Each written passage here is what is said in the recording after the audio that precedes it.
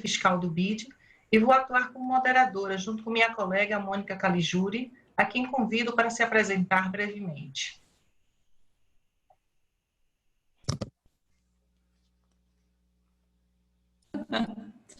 Tá. Bom dia a todos, ou boa tarde, né, para todos que estão participando. É um prazer estar aqui hoje. Eu sou especialista fiscal do BID em administração tributária. E vamos compartilhar essa tarde juntos em o tema de regimes simplificados de tributação. Gostaria de lembrar a todos que o evento dispõe de tradução simultânea. Para acessar a tradução, é só apertar o globo que fica na parte de baixo da tela e escolher o idioma de sua preferência, português ou espanhol.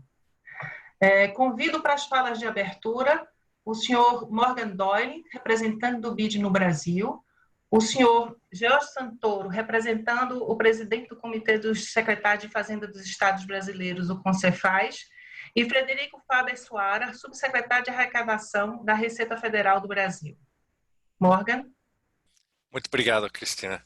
Sejam todos muito bem-vindos a este webinar. O BID realmente tem muito prazer de dar a bem-vinda para todos vocês e participar hoje neste evento que realmente marca toca um tema muito relevante. Temos o prazer de ser anfitrião junto com o CONCEFAZ e com o CIAT. Como representante do BID no Brasil, gostaria de agradecer a presença de todos. Esse é um seminário que está atravessando fronteiras, com participantes do Brasil, de mais países da América Latina e Caribe, bem como países lusófonos da África, como a Angola. O BID tem a honra de ser um dos principais organismos de fomento para o desenvolvimento nos países da América Latina e Caribe. É o principal do Brasil. Trabalhamos em diversas frentes, seja por meio de financiamentos, projetos de longo prazo, seja oferecendo apoio técnico. Aqui no Brasil, temos liderado um importante diálogo em termos fiscais com as autoridades dos 3 níveis de governo. No caso dos estados, já estamos no 3º ciclo de modernização da gestão fiscal, com o Profisco 2, com projetos que visam a maior eficiência da administração tributária e da melhoria da qualidade dos gastos públicos. No tema de reforma tributária, o banco vem apoiando o debate técnico por meio de estudos e de promoção de eventos. É um tema desafiador, sem dúvida, em face da elevada carga tributária do Brasil, acompanhada da complexidade do sistema tributário, que gera, de fato, um alto custo para o cumprimento das obrigações tributárias. O tema deste webinário, os regimes simplificados de tributação, diz respeito a um importante instrumento para a redução da informalidade.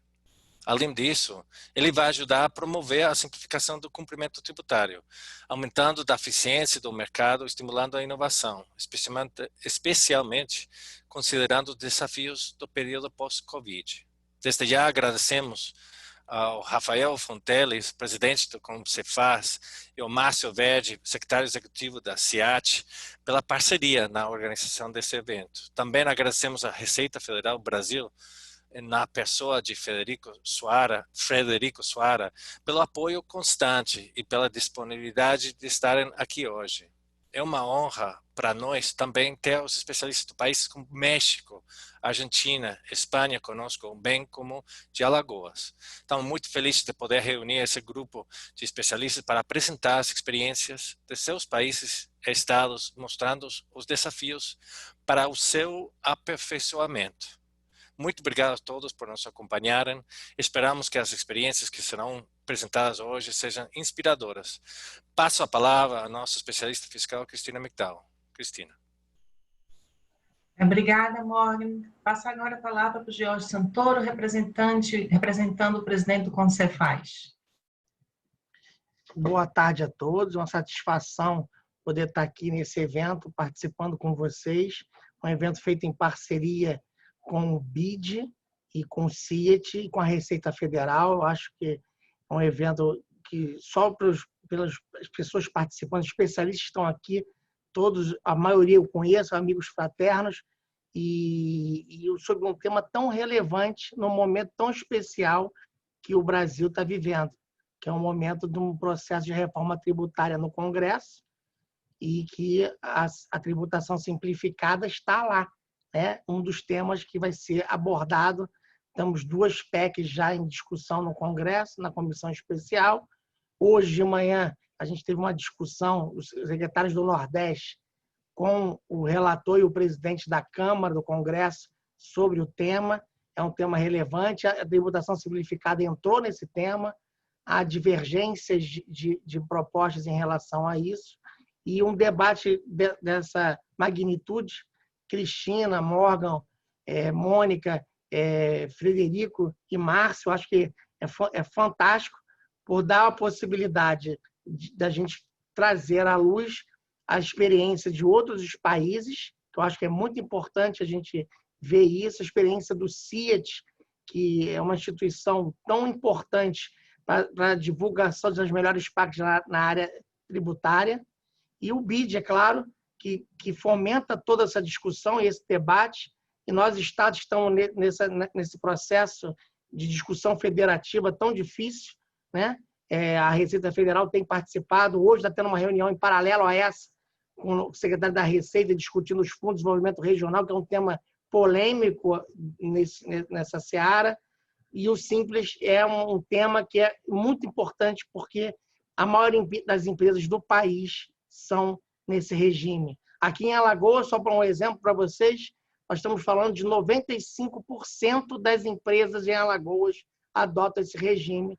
Então, o impacto de qualquer sistemática, de qualquer reforma, é sempre muito significativo, e vai ser uma honra poder debater no final sobre esse tema com vocês e ouvir os outros especialistas que vão nos ajudar muito até a mudar a nossa convicção, a melhorar o nosso processo de discussão no Congresso Nacional. Muito obrigado. Obrigada, George. Passo agora a palavra para o Frederico Soares, da Receita Federal do Brasil. Colegas, boa tarde. Em nome do secretário Tostes, da Receita Federal, agradecemos o convite, cumprimentem meus colegas do BID, os colegas secretários de Fazenda do DF, Piauí, Alagoas, os colegas representantes do México, das tributações do México e da Argentina, e bem como o secretário do CIET Verde e equipe. O tema é muito pertinente, principalmente nesse momento de reforma tributária. Conforme bem colocado pelo representante do BID, Morgan, hoje o Simples Nacional, que é o nosso sistema unificado brasileiro, ele foi construído a duras penas, há mais de 30 anos. Né? Em 88, a nossa Constituição Federal já estabelecia uma diretriz para a construção desse modelo, que só em 96 nós tivemos o primeiro embrião com o Simples Federal. O Simples Federal ele teve pontos positivos e pontos negativos. Foi o primeiro modelo em que nós arrecadamos vários tributos em uma única guia. Ele teve foi um modelo de sucesso, porque os primeiros números em termos de arrecadação, em termos de conformidade, demonstraram que houve um acréscimo grande na formalização dos nossos pequenos empresários. Mas, do outro lado, como o modelo era optativo para estados e municípios, ele não atingiu a abrangência necessária. Somente em 2006, com um grande pacto federativo, o Brasil tem um modelo aí complexo, no qual são envolvidos aí 27 estados e Distrito Federal e mais de 5.500 municípios. Mas em 2006, 2007, foi possível construir um novo modelo em que todos, desde a União até os municípios, participaram, e foi possível criar o Simples Nacional, que, enfim, nós conseguimos atingir aí a almejada simplificação. O Simples Nacional vem evoluindo, os números no Brasil são grandiosos, né? Nós temos aí, conforme o nosso secretário executivo do Simples, Fernando Soriano, irá apresentar, nós temos mais de 5 milhões de microempresas e empresas de pequeno porte nesse modelo de tributação, e mais 10 milhões de microempreendedores individuais, totalizando em torno de cerca de 15 milhões de empresas. Mas é um modelo que precisa evoluir, sem dúvida, como qualquer forma de tributação.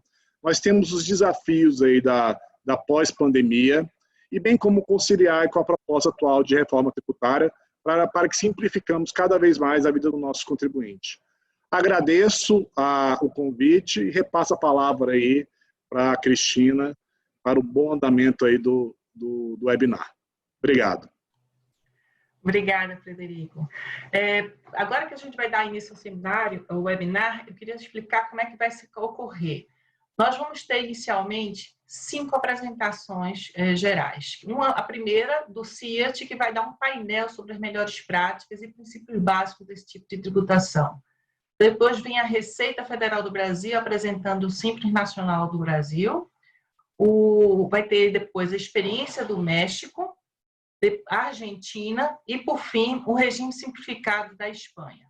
Após essas 5 apresentações, nós vamos ter uma fala do secretário Jorge Santoro, falando do Simples sob a perspectiva dos estados brasileiros. E vamos ter 2 momentos de debate. Um primeiro momento de debate após a apresentação do México e um segundo momento de debate após a apresentação dos estados brasileiros, por parte de Jorge Santoro. E, ao final, vamos ter as palavras de encerramento com o chefe de divisão de gestão fiscal do BID, o senhor Emílio Pineda, o Márcio Verde, o secretário executivo do CIAT, e também o André Horta, representando o senhor Rafael Fonteles, do Concefaz. O programa é muito intenso, como vocês viram, são várias apresentações, muito conhecimento para compartilhar por parte dos nossos especialistas. Por isso mesmo que eu gostaria, por conta de nossa limitação de horário, pedir que os palestrantes respeitem um tempo determinado. Sempre vamos estar avisando, faltando 1 minuto para o final de cada fala, nós vamos avisar, tanto eu como a Mônica.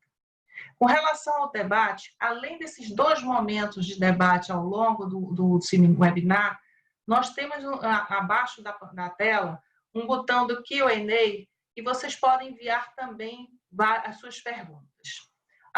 As perguntas que não puderem ser respondidas nos 2 momentos de debate vão ser encaminhadas aos palestrantes e depois nós vamos enviar para vocês as respostas deles. Então, a gente fomenta as perguntas, que é uma forma de interação muito interessante. Agora, eu passo já a palavra para o primeiro palestrante, o senhor Santiago Dias, que é diretor de Estudos e Pesquisas Tributários do Centro Interamericano de Administrações Tributárias, o CIAT, que terá 10 minutos. Obrigada, Santiago. Passo a palavra. Muchas gracias, Cristina. Es un honor y es una responsabilidad que te pidan hablar de mejores prácticas y principios básicos cuando vamos a tener después a tantos especialistas en esta materia. Voy a ir deprisa y lo que hemos intentado es sintetizar aquellas cosas que creemos que deben estar en la mente cuando diseñas un sistema y cuando lo pones en marcha. Estos principios básicos no van a garantizar el éxito, pero en general, cuando se olvidan algunos de ellos, estamos más cerca del fracaso. Bueno, muchas gracias por la invitación, por supuesto, y a todos los asistentes, que ya veo que superan los 400. Bueno, lo que hemos intentado es sintetizar principios básicos, mejores prácticas respecto a objetivos, los tipos de contribuyentes que pueden estar afectados por estos regímenes simplificados, cómo podemos organizar el registro, qué criterios para elegir aquellos que pueden participar en los regímenes, cómo establecer los regímenes simplificados de pago, qué niveles de tributación deberíamos determinar, cómo fijar las transiciones entre sistemas, qué mecanismos de control y qué campañas informativas complementarias deberían ir junto a la implantación técnica. Como vemos, muchos temas que intentaré solamente nombrar en lo básico, dado los 10 minutos de los que disponemos. Respecto a los objetivos, un primer punto desde el inicio es distinguir entre, sobre todo, 2 grandes ámbitos de objetivos: la reducción de la informalidad o fomento de la inclusión y el aumento de la recaudación.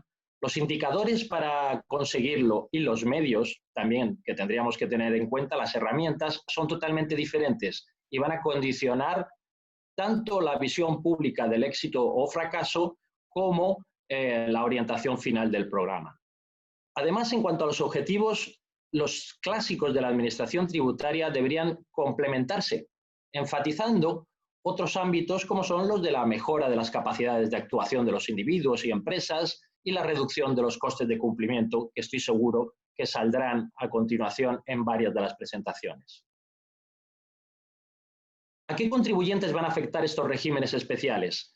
Este público objetivo es básico para todo lo que veremos posteriormente. Hay grandes diferencias. Si nos centramos en aquellos más pequeños que están destinados a la venta al consumidor final, tendremos a los individuos, fundamentalmente no empresas, tendremos una articulación. Si estamos hablando de que afecte a aquellos otros cuya actividad principal sea la venta a otros negocios, fases intermedias de la cadena productiva, la configuración del sistema debería ser diferente. En estos casos, en ambos casos, tendremos que modular la deducibilidad de las facturas emitidas, las obligaciones de registro y contabilidad y, desde luego, los niveles de tributación. La introducción de un régimen simplificado no debería aumentar las posibilidades de fraude.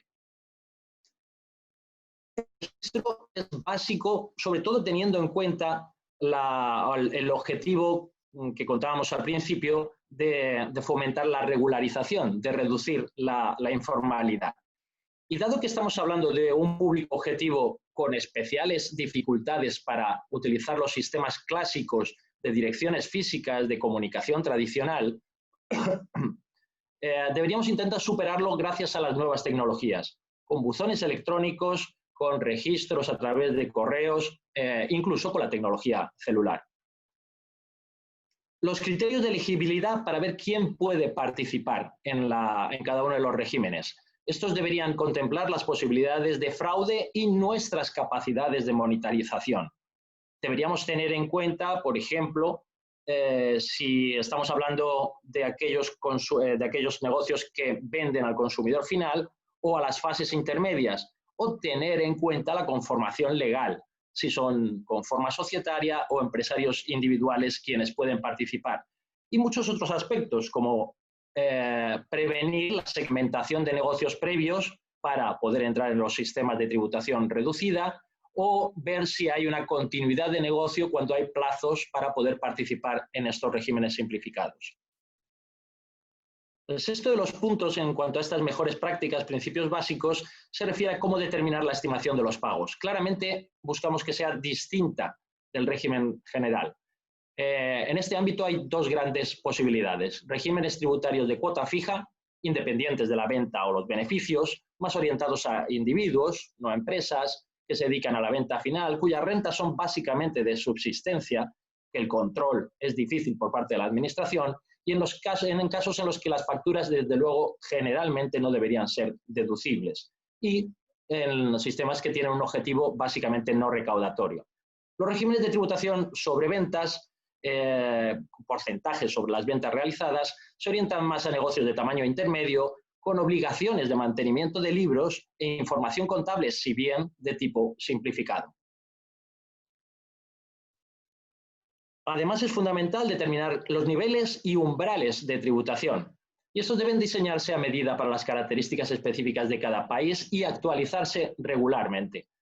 Las cuotas fijas para los regímenes para los más pequeños deberían ser lo suficientemente atractivas para fomentar la regularización, mientras que en el caso de los gravámenes sobre ventas, situarse en el límite que evite los incentivos a la emisión de facturas falsas, dependiendo, por lo tanto, de las tasas de imposición indirecta, IVA generalmente, y de los impuestos sobre la renta. En octavo lugar, hay que, desde el principio, prever cómo se puede realizar la transición entre los diferentes sistemas simplificados y desde ellos al régimen general. La transición entre sistemas de cuota fija y de gravamen de las ventas deberían basarse en características y limitaciones propias de los contribuyentes, más que en otras variables que puedan parecer lógicas, pero que tienen difícil monitorización, dado el ámbito del que venimos, como por ejemplo serían sus cifras de ventas. Al mismo tiempo, la transición hacia el régimen general debería ser progresiva, con periodos de tributación reducida que permitan el incentivar esa transición al régimen general, que en el fondo sería el objetivo último de todos estos regímenes simplificados. En noveno lugar, deben diseñarse desde el principio estructuras y medidas de control para medir también la eficiencia de nuestros programas y reformularlo. Y en este sentido puede ser muy útil unir fuerzas, cuando sea posible, por supuesto, con las autoridades locales que están más próximas al terreno y que tienen una mayor capacidad de conocimiento y control de estos pequeños contribuyentes. Por último, toda esta implementación técnica de los sistemas de régimen simplificado para la tributación tendría que estar acompañada por una campaña pública de información que señale y fomente las otras ventajas de la regularización, de la inclusión, para mejorar no solo la eficiencia, sino también la equidad y el progreso en el terreno general de la actividad económica de los individuos y del país. Por supuesto, estos son solo principios básicos generales, aplicables a múltiples escenarios, y hay múltiples caminos que podemos adoptar. Solamente afectar a impuestos directos, solo a impuestos indirectos, sistemas como luego veremos en el caso de Brasil, multiimpuesto, incluyendo incluso posibles impuestos subnacionales o seguridad social, o yendo más allá en temas de inclusión, vinculando las prestaciones públicas en materia de sanidad, de educación, etc. Ya para despedirme, en la página web de CIAT, en sus estudios, pueden ver las cifras de recaudación de los regímenes impositivos simplificados existentes en diferentes países de la región. Aquí no lo verán porque está muy pequeño. Y que ya les avanzo que en ningún caso, desde luego, llegan al 1%, suelen tener otro objetivo prioritario. Y a través de nuestras publicaciones respecto a la estructura y características de las administraciones tributarias, utilizando la encuesta internacional de administraciones tributarias ISORA, pueden ver en qué países están implementados y con qué características. En general, los regímenes simplificados para pequeños contribuyentes están más presentes en los países de renta baja, aunque también en un 40% de los de países de renta alta. Mientras que los programas especiales para pequeñas y medias empresas, no incluidos en lo anterior, también aumentan su presencia a medida que disminuye la renta, están más presentes en países de renta baja. Sin embargo, su importancia recaudatoria no lleva a esa tendencia. La importancia recaudatoria de estos programas para pequeñas y medianas empresas es más importante en los países de renta alta.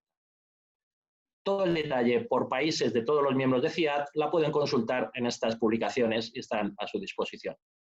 Sin más, y esperando haber respetado los tiempos para el resto de compañeros, me despido y muchas gracias. Muito obrigada, Santiago. Muito interessante, como você disse, um grande desafio falar das melhores práticas em tão pouco tempo, mas eu acho que você já colocou os principais pontos que devem ser seguidos, né, os princípios principais para um bom tributo desse tipo. Agora já passo a palavra para o segundo palestrante, mas antes disso gostaria mais uma vez de recordar que vocês podem fazer as perguntas por meio do Q&A que está no parte de baixo da tela. E assim eu passo já a palavra para o Fernando Soriano Lousada, que é secretário executivo do Comitê Gestor do Simples Nacional da Receita Federal do Brasil.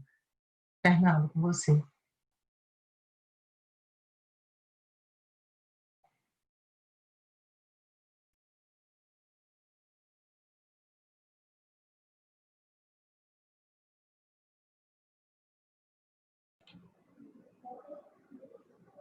Fernando, microfone. Perdão.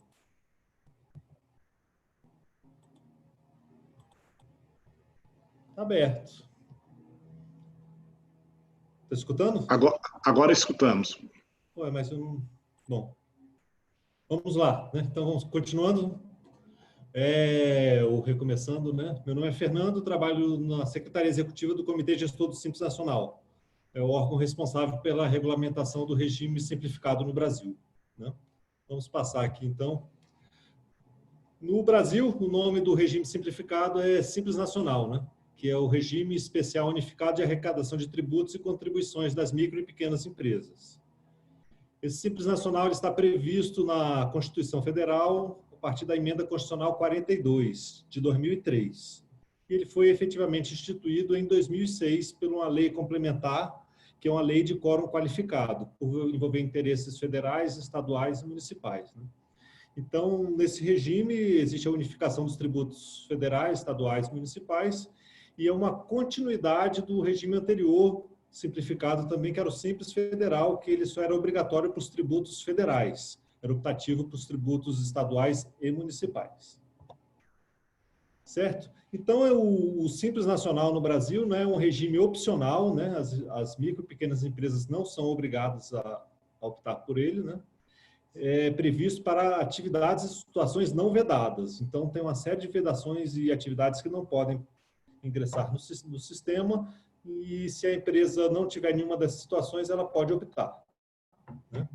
O limite no Brasil, a informação que a gente tem em comparação ao limite mundial, é um limite bem alto, né? Em torno de 4,8 milhões de reais por ano, né? E existe um limite adicional de mais 4,8 milhões de reais para receita devida à exportação, né?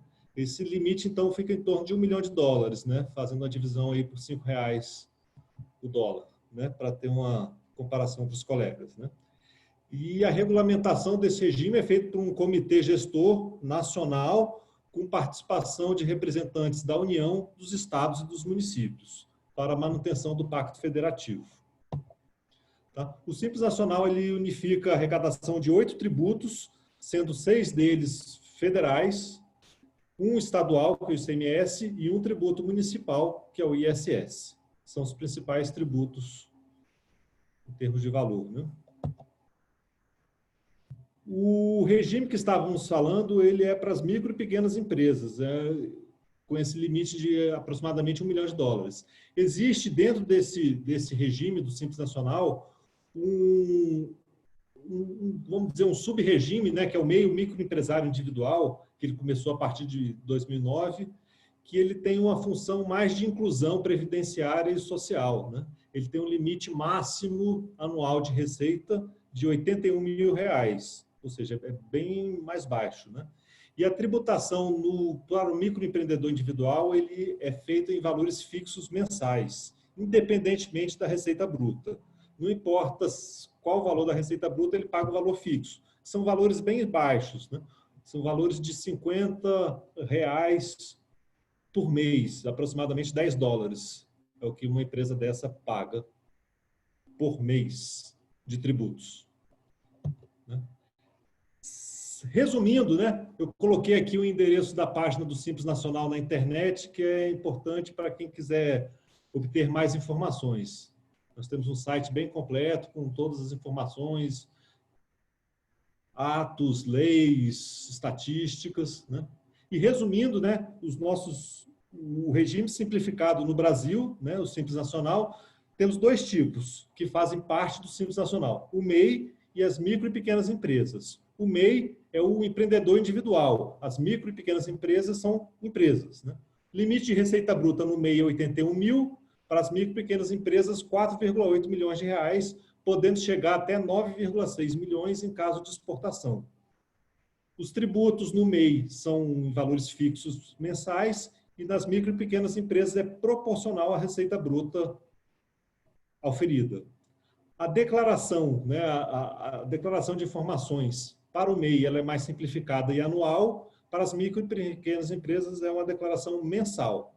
Os pagamentos em ambos os regimes são mensais e a inscrição, ou seja, a entrada no regime, a formalização para o MEI é extremamente simplificada. Entrou no site e em menos de 1 minuto você já tem o registro feito.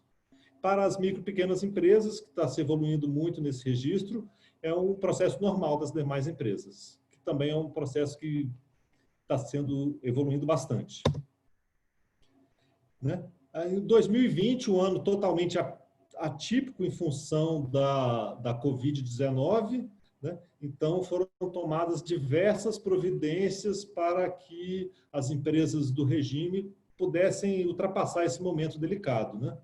Então eu destaquei aqui as principais ações tomadas, né?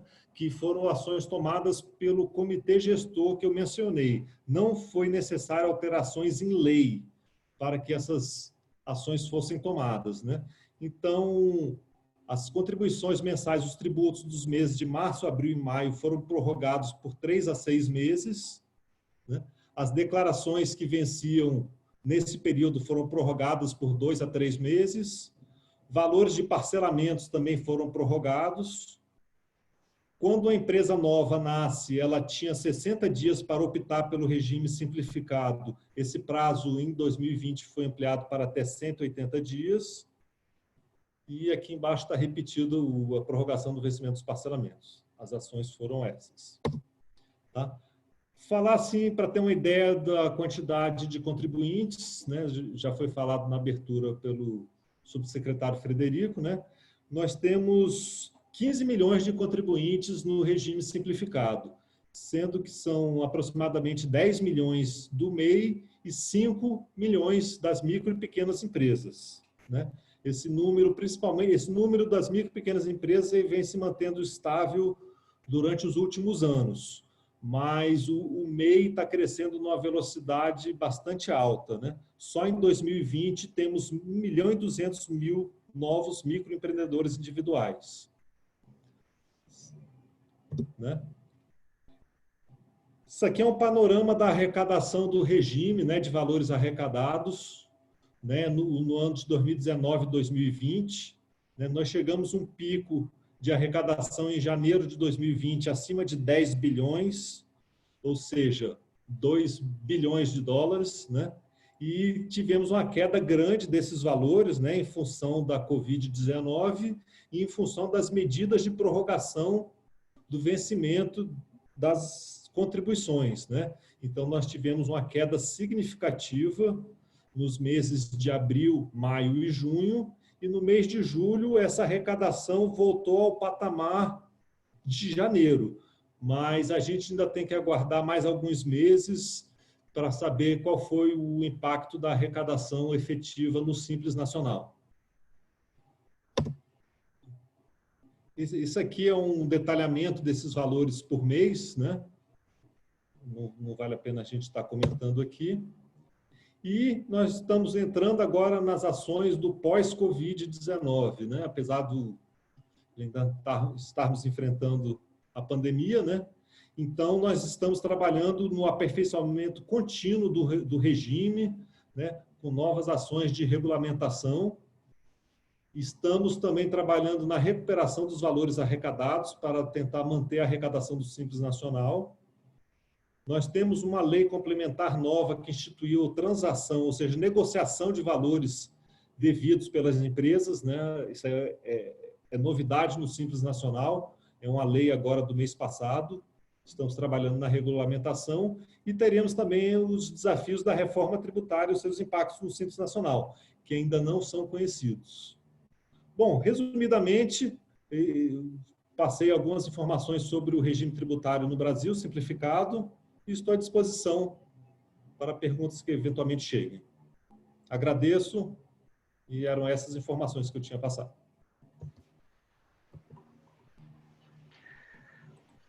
Muito obrigada, Francisco. Como você disse, o Simples Nosso tem vários desafios, e o que foi interessante é que você mostrou os números do quanto é o significado do Simples para o nosso sistema tributário, nossa carga tributária. Muito obrigada. Eu acho que tem muita coisa que vai acrescentar aqui para a nossa discussão.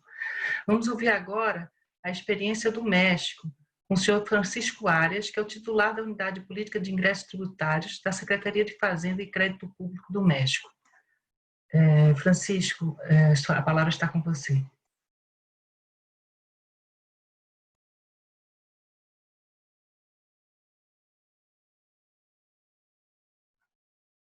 Hola, ¿qué tal? Muy buenas tardes a todos.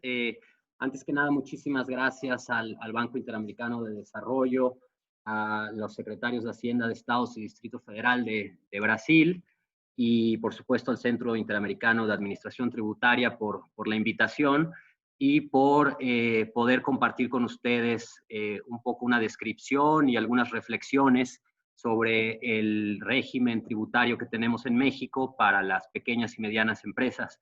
Estoy tratando de subir la presentación, pero ya me bloqueé un poquito.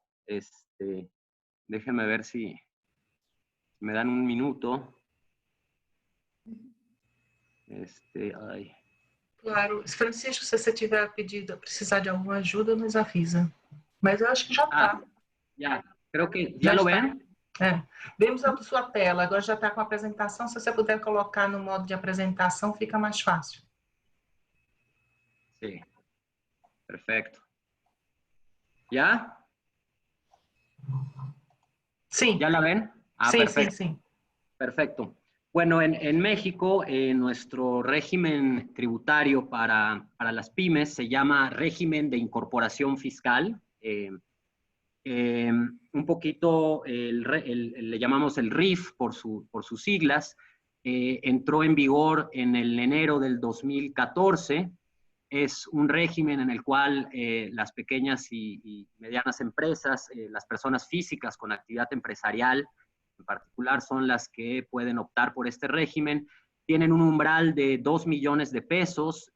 Para poner un poco el contexto, yo sé que se tiene que ajustar por el tipo de cambio, no el tipo de cambio tal cual, pero es alrededor de $100,000 anuales de ingresos. Y algo muy interesante en su diseño es que sustituye en 2014 el anterior régimen conocido como REPECO, el régimen de pequeños contribuyentes, y en el diseño del RIF se partió de identificar la problemática que tenía el REPECO y cómo atender las distintas problemáticas una a una, y en ese sentido el RIF quedó como resultado de identificar áreas de oportunidad, ¿no? En esta lámina, tengo unas 3, 4 láminas que quisiera compartir para no abusar del tiempo, sé que estamos con 10 minutos.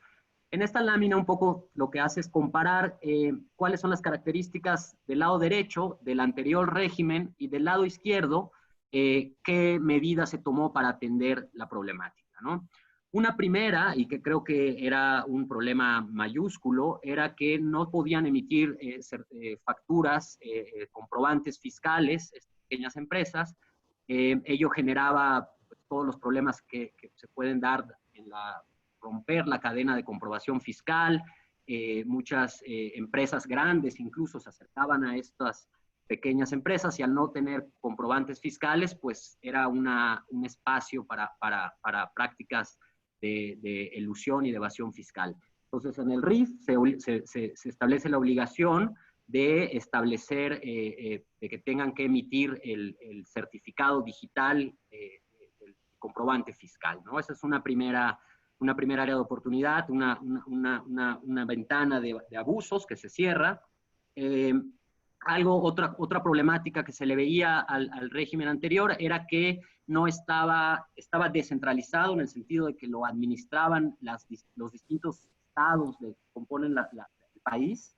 ¿Y eso qué generaba? Pues eso generaba que una misma empresa que estaba, no sé, en la Ciudad de México y otra que estaba en la ciudad vecina, digamos, Cuernavaca, en el estado de Morelos, con las mismas condiciones, pues acababan pagando una contribución distinta, ¿no? Rompía, digamos, la equidad horizontal de las pymes, como se le llama en México, a las pequeñas y medianas empresas. Algo que también sucedía era que le faltaban mecanismos de control y el SAT, el Servicio de Administración Tributaria, a los participantes del RIF les diseñó y les da de manera gratuita un sistema electrónico, un sistema en línea para que lleven su contabilidad de una manera muy fácil y muy ágil. Es decir, se complementó con una herramienta de contabilidad gratuita que facilitaba muchísimo la emisión de las facturas electrónicas y toda la contabilidad para calcular los pagos. Aquí también quisiera mencionar, son pagos bimestrales que tienen la obligación de hacer. Y quizá uno de los rasgos distintivos, una de las características que cambian la forma de entender el régimen para las pequeñas empresas, era que el anterior era un régimen permanente, es decir, las empresas estaban ahí el tiempo que duraban, estamos operando, y en el RIF es, incluso como su nombre lo dice, incorporación, es un régimen que es transitorio. solo podrían estar o solo pueden estar por 10 años y funciona con una gradualidad, es decir, el primer año en el cual se inscriben al régimen de incorporación fiscal reciben un descuento de 100% en el pago de impuestos, es decir, no pagan impuestos, pero en el segundo año el descuento se reduce al 90%, en el tercer año se reduce al 80% y así de manera gradual hasta que se reducen los descuentos. Un poco la racionalidad de este régimen es que las pequeñas empresas vayan de manera gradual, partan de descuentos completos a en construir, digamos, la capacidad administrativa y el crecimiento de la pyme. Aquí también es importante mencionar que el régimen se complementa con créditos y apoyos de la banca de desarrollo para capacitar y fortalecer el crecimiento de las pymes. Entonces, en ese sentido, se les ofrece, una vez que entran a la formalidad, apoyos y créditos a través de la banca de desarrollo. Eso también como un incentivo a que las pequeñas empresas migren de la informalidad a la formalidad, y al apoyarlas con estos créditos se esperaría, y vamos a ver algunos resultados, vayan fortaleciendo su capacidad administrativa para quedarse ya de manera permanente en el régimen general de manera gradual. Ello, por supuesto, también tiene desafíos, que es un poquito también a lo que quisiera platicar, si me da el tiempo.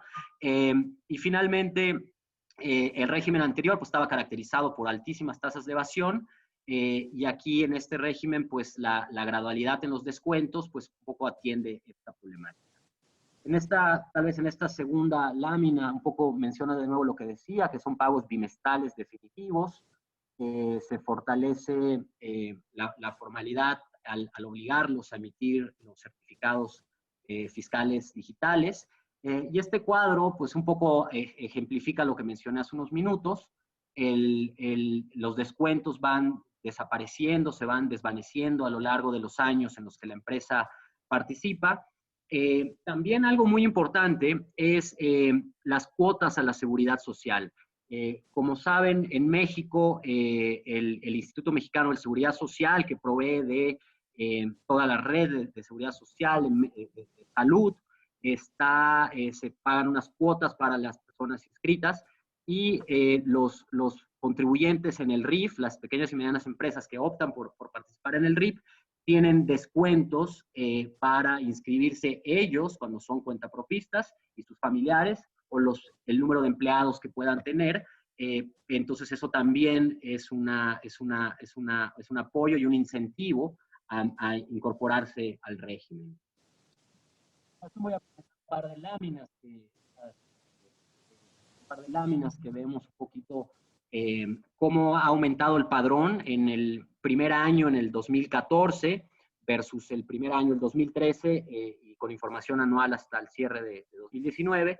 Vemos que en el año de su entrada en vigor tuvo un crecimiento de 10.9% y pasaron, teníamos en la formalidad, en el RIF, a 4.3 millones de pequeños negocios, y esa cifra se ha ido incrementando para el cierre del año pasado, contar con 5.4 millones de participantes.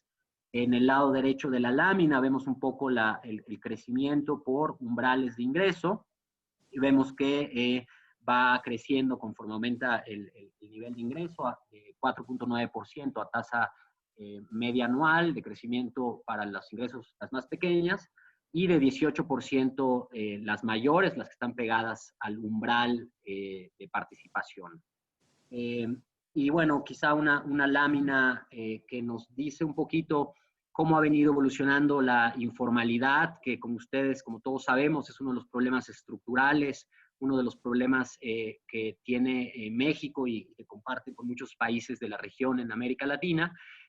Lo que se ve es que si bien desde finales de 2012 se observa que es la primera línea vertical punteada, que está en rojo, se ve que empieza a reducirse la tasa de informalidad, se acentúa la reducción a partir de la entrada en vigor del RIF, Es, claro, por supuesto, es una correlación, no estamos estableciendo ninguna causalidad, pero sin duda pareciera tanto que la evidencia, cuando uno ve cómo ha aumentado el padrón de los pymes que entran al RIF, y por otro lado también la evolución desde el año 2005 hasta el segundo trimestre ya de este año, el primer trimestre del 2020, sí se observa que tal vez no a los niveles que uno quisiera, pero sí la informalidad ha reducido de alguna forma, ¿no? Se ve una tendencia negativa.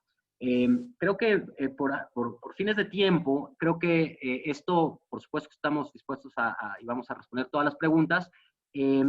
Quisiera tal vez tomar 2 minutos, si está por ahí mi colega María Eugenia Romero, quisiera hacer alguna precisión sobre alguna de las cosas para culminar esta breve, muy breve panorama general de cuál es el régimen de incorporación fiscal en México. María Eugenia, no sé si estás por ahí o... Sí, Francisco. ¿Qué tal? ¿Qué tal? Pues solamente de toda la exposición que hiciste, lo que les complementaría es decir, que en materia de impuestos indirectos, desde 2015 se incorporó un régimen simplificado para determinar el impuesto al IVA y el impuesto especial sobre producción y servicios. Y que en los contribuyentes que tienen menos de 300,000 pesos de ingresos al año, ellos tienen un descuento permanente del 100% durante todo el tiempo que no superen estos ingresos. Esta reforma o este microumbral que se creó fue para atender una preocupación de la carga administrativa y la complejidad que le podría representar a los contribuyentes del RIF determinar el IVA a cargo a partir del IVA trasladado y el IVA acreditable, y de manera similar que lo harían para el IEPS. Entonces se creó este micro RIF. Y dentro de las áreas de oportunidad que existen, es un análisis que se está haciendo de la concentración de los contribuyentes por nivel de ingreso para saber si los descuentos decrecientes están orillando a los contribuyentes a subdeclarar ingresos para no perder o minimizar el pago del impuesto. Esto es un análisis que estamos haciendo con una información del panel de datos que nos proporcionó el SAT. También otra área de oportunidad que vemos es que el SAT podría tener mayores elementos para fiscalizar, ya que hay contribuyentes de más de 2 millones de pesos que aún así permanecen y no han salido del régimen. Básicamente es lo que podría complementar. Gracias, Francisco. Saludos a todos. Bueno, pues creo que a grandes rasgos, una de 10, 15 minutos pasada de exponer cómo está el esquema de pymes en México, y con muchísimo gusto estamos atentos a cualquier pregunta y comentarios. Y muchísimas gracias de nuevo por la invitación y un saludo a todos los colegas de Brasil. Graças, Francisco e Maria Eugênia. Realmente, todas essas experiências, daria a cada uma delas um webinar para explicar com detalhes, mas aqui a nossa ideia é realmente dar esse panorama que foi muito rico da parte de vocês. Muito obrigada. Eu vou entrar agora com 3 perguntas no debate, antes de passar para o próximo bloco. E a primeira, eu pediria que cada palestrante fizesse respostas muito breves, e depois a gente faz por escrito com mais detalhe. A primeira, eu gostaria do Santiago saber como é que, quais são os principais parâmetros para a entrada das empresas num regime simplificado que não gere nenhum desincentivo para o crescimento das empresas. A gente vê que muitas vezes, pelo menos no caso do Brasil, algumas empresas tendem a não querer crescer porque elas querem continuar enquadradas no regime do Simples. Como é que pode ser feita essa graduação de forma que você permaneça no Simples, mas não desincentive o crescimento das empresas? Santiago.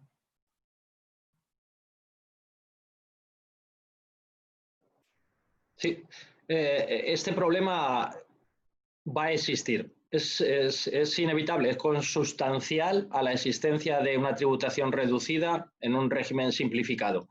A lo que se puede intentar es introducir medidas que lo palíen. Entre ellas, por ejemplo, la permanencia en esos regímenes tenga un plazo fijo o se base en otras características que no sean las cifras de ventas o beneficios.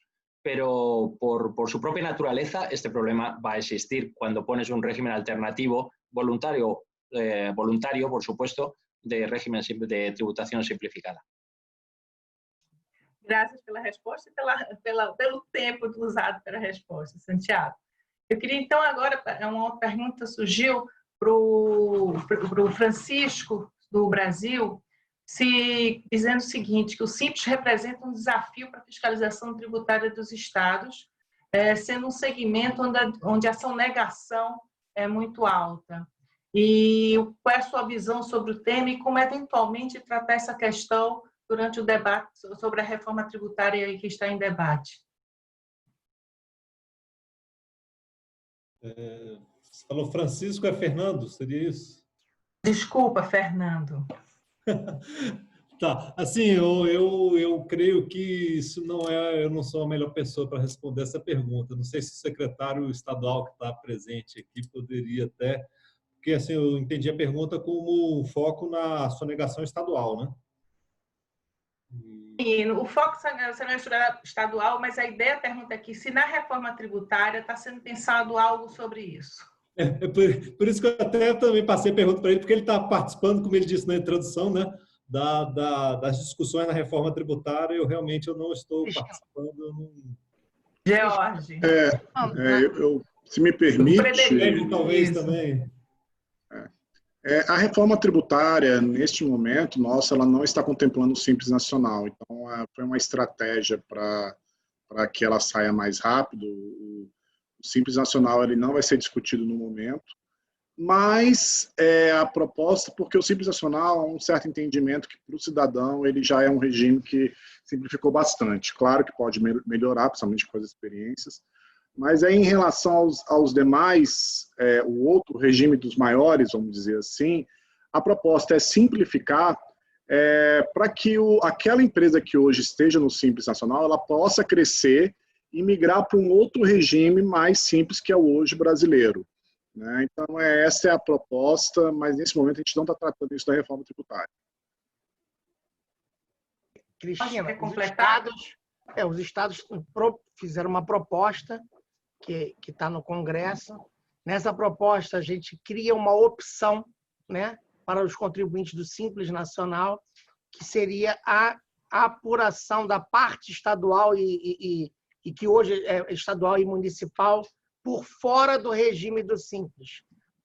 No caso, como a proposta lá tem apropriação de crédito financeiro, a gente acredita que para muitos contribuintes do Simples Nacional, o imposto a pagar, ele apurando os créditos financeiros, que é essa proposta do IVA no Brasil, fará com que muitos, hoje no regime de Simples, migrem para essa apuração por fora do regime do Simples atual. Isso, na nossa visão, como a gente está querendo vincular o crédito financeiro ao efetivo pagamento do tributo, a gente acredita que vai diminuir muito o processo de sonegação e de formalização das operações dessas empresas. Essa é a nossa visão. Mas aí é uma decisão, na proposta como decisão, ou seja, ele quiser manter no Simples, ele fica no Simples. Se ele quiser optar para a apuração por fora, ele pode fazer a operação por fora dos tributos que hoje são administrados pelos estados e municípios. Como reforçando, eu acho que isso pode ser um mecanismo interessante. Obrigada, George. Eu acho que você pode expandir isso um pouco mais durante a sua fala. E também tem uma pergunta para o México, para o Francisco Arias e para a Maria Eugênia, que é uma pergunta de um colombiano, dizendo que na Colômbia o registro legal e os custos são uma barreira muito forte para a formalização. E queriam saber como o México vem fazendo as suas gestões para buscar essa formalização empresarial. Até porque eu não sei exatamente como é que pode, porque realmente o México tem essa questão da formalização é muito forte, como vocês colocaram, 56% de informalidade, e como é que o México está querendo tratar esse tema que é tão caro agora, principalmente nesse período pós-Covid.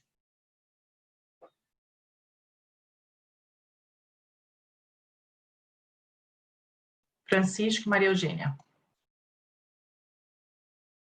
Bueno, sí, tal vez antes de cederle la palabra a María Eugenia, que sin duda es la persona más apropiada y la especialista en este tema, definitivamente una de las razones del bajo cumplimiento, una de las razones por las cuales se explica la formalidad, hay distintas teorías y distintas hipótesis del origen de la informalidad, pero yo creo que la explicación es de distintos factores. Uno son los costos de entrada. Los costos administrativos efectivamente son un obstáculo, y en la medida en la que se trabaja para que el pago de impuestos sea fácil, sea ágil, se trabaja en la dirección correcta.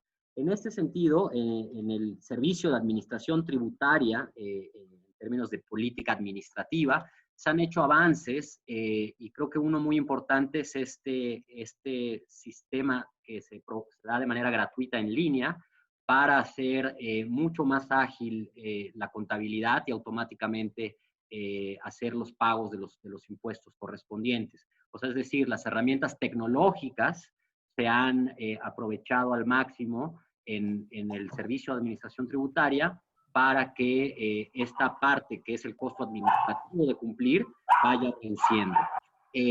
Tal vez el indicador en el trabajo que hace el Banco Mundial, el Doing Business, me parece, México ha mejorado de manera notable en esta variable de número de horas, que se llama número de horas para hacer pago de impuestos, el número de trámites, etcétera.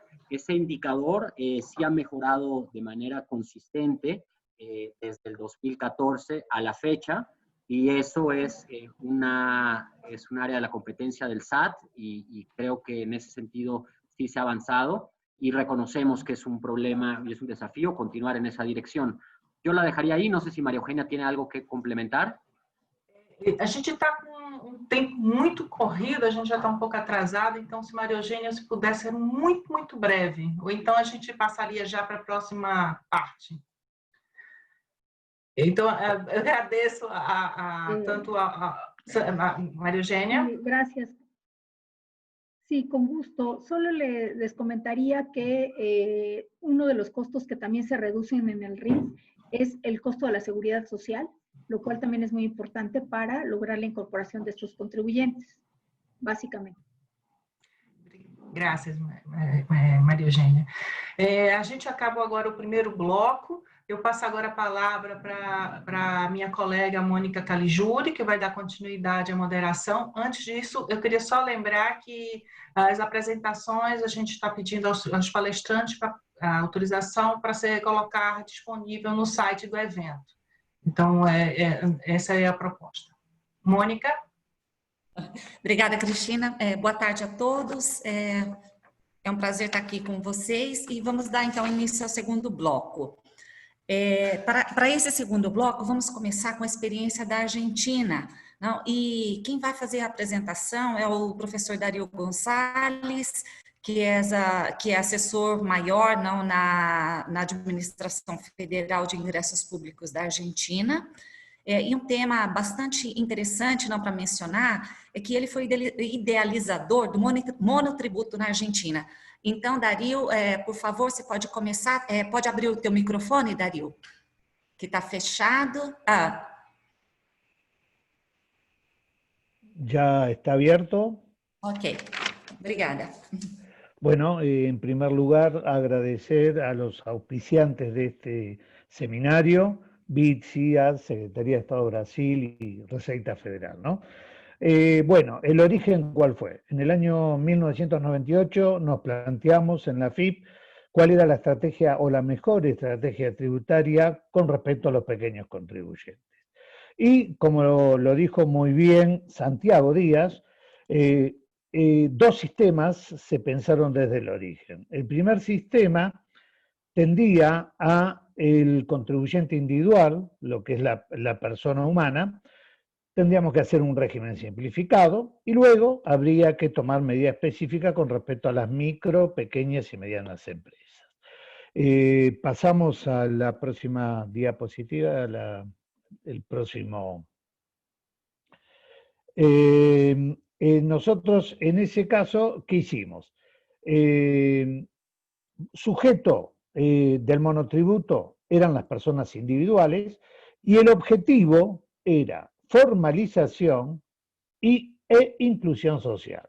Es decir, no era la recaudación. Hasta ese momento en América Latina, especialmente en décadas del 70, 80, se hacían regímenes simplificados por impuestos, especialmente el IVA, y la idea era recaudar. Nosotros dijimos no, en este sector hay que formalizar y a su vez dar la inclusión social. Por lo tanto, el monotributo tuvo este objetivo primario, ¿no? Y en este objetivo primario, hoy hay 3.200.000 personas. El primer año eran 300.000 contribuyentes. Si pasamos a la próxima imagen.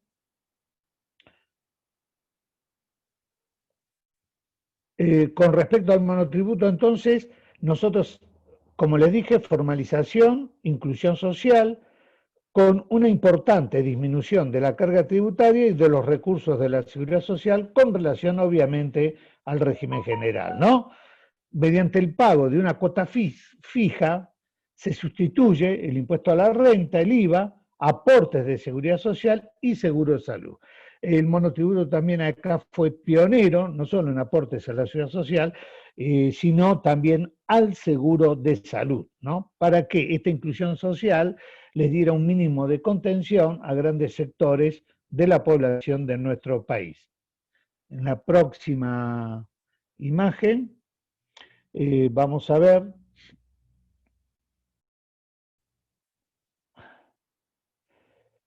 bueno, como les dije, en el origen el monotributo tenía un límite que eran $100.000. Hoy ha cambiado y está en $22.000 los ingresos brutos por año calendario de los pequeños contribuyentes de servicios y $33.000 para el resto de la actividad. Como verán, está acotado a la persona humana, pequeño contribuyente, que tiene un mínimo ingreso anual, ¿no? En economías de refugio o de subsistencia, como se la denomina. Las cuotas que se pagan depende de la categoría, que son 8 u 11, de $25 a $190. ¿Qué se les exige? Para efectuar un control, la factura electrónica obligatoria y controladores fiscales para los negocios que tienen venta al público. En la próxima proyección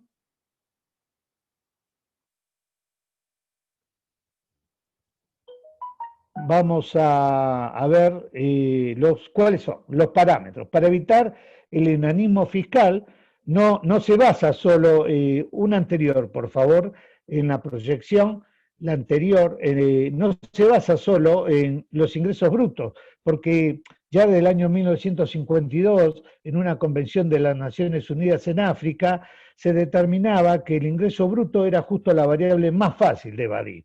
Entonces, por lo tanto, y viendo en algún sentido la experiencia española de los módulos, tomamos parámetros como la superficie, energía eléctrica, alquiler devengado y precio unitario de venta para evitar el enanismo fiscal.